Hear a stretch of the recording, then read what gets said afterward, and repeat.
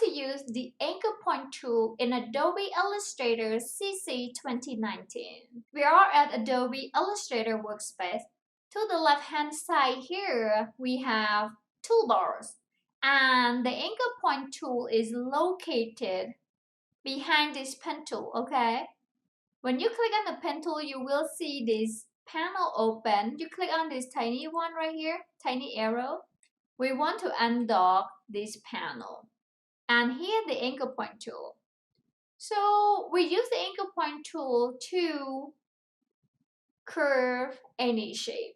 For this example, I'm going to change the V neck shape to the U neck shape.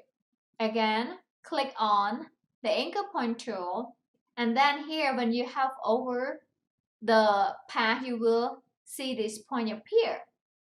With this anchor point tool active, you click on it and then drag it to the right, okay? When you drag it to the right, now the shape shifts from the V shape to the U shape. And that's how you use the anchor point tool in Adobe Illustrator CC 2019. If you think this video is useful, please click on the like and subscribe button below for more useful contents. Thanks for watching Designista. I'm Rose, and you can design anything.